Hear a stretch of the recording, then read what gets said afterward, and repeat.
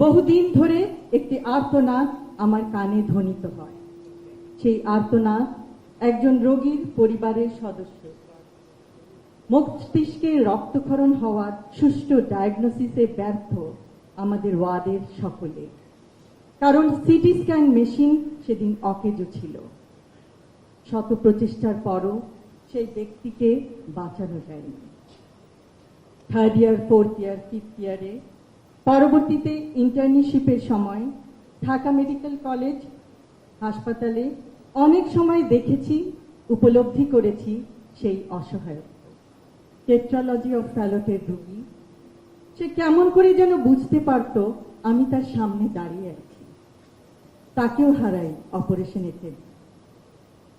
অথবা অ্যাপ্লাস্টিক অ্যানিমিয়ায় আক্রান্ত একজন গৃহকর্মী, যে যন্ত্রণায় চিৎকার করত, অন্য রোগীদের অনুরোধে তাকে বারান্দায় শত গরম থাকা সত্ত্বেও স্থানান্তর করা হতো।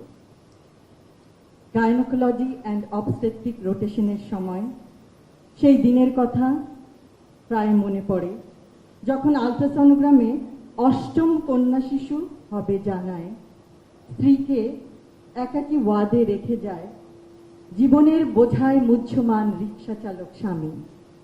তার অসহায়ত্ব হয়তো বোঝা যায়।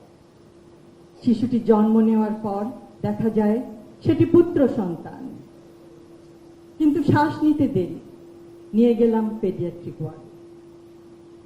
ইনকিউবেটরে শিশুটি বাঁচে এবং পরবর্তীতে গোটা পরিবারের একসাথে হওয়ায় স্বস্তি পায়। বর্তমানে নিশ্চয়ই পরিস্থিতির উন্নতি হয়েছে।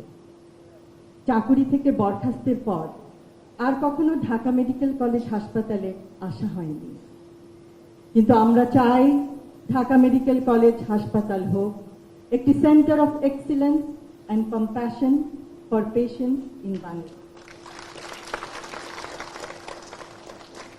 একটি আশ্বস্ত করার বাক্য একটি ওষুধের মতো কাজ করে।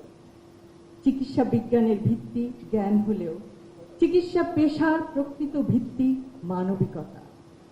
চিকিৎসা বিজ্ঞানের অগ্রযাত্রা যতই প্রযুক্তি নির্ভর হোক না কেন, তার কেন্দ্রবিন্দুতে সবসময় মানুষই থাকবে। আগামী 20 বা 25 বছর পরে আমরা ঢাকা মেডিকেল কলেজকে দক্ষিণ এশিয়ার অন্যতম শ্রেষ্ঠ চিকিৎসা শিক্ষা, গবেষণা ও উদ্ভাবনের কেন্দ্র হিসেবে দেখতে চাই।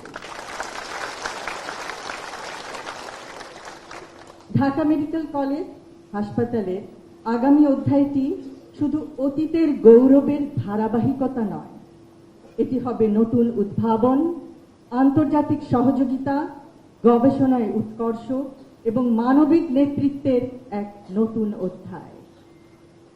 আজ আমরা পৃথিবীর বিভিন্ন প্রান্তে ছড়িয়ে আছি। কর্মক্ষেত্র ভিন্ন হতে পারে, কিন্তু আমাদের পরিচয়ের শিকড় একটাই, Dhaka medical college and hospital. এখন সময় এসেছে অ্যালামনাইকে শুধু স্মৃতির বন্ধনে নয়, দায়িত্বের বন্ধনে যুক্ত করার।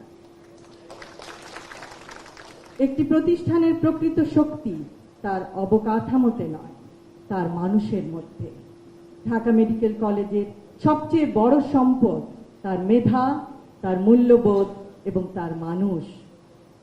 প্রতিযোগিতার মধ্যেও সহযোগিতা সম্ভব। চিকিৎসা বিজ্ঞানের প্রতিটি সাফল্যের কেন্দ্রবিন্দুতে থাকে একজন মানুষ, একটি পরিবার, একটি জীবন। পরিশেষে আজ 81তম ডিএমসি ডে 2026-এ অংশগ্রহণ করতে পেরে আমি অত্যন্ত আনন্দিত। Together we carry the legacy. আয়োজক কমিটির সকলকে এই সুন্দর অনুষ্ঠানের জন্য জানাই অভিনন্দন ও আন্তরিক ধন্যবাদ। সকলকে ধন্যবাদ। আল্লাহ হাফেজ।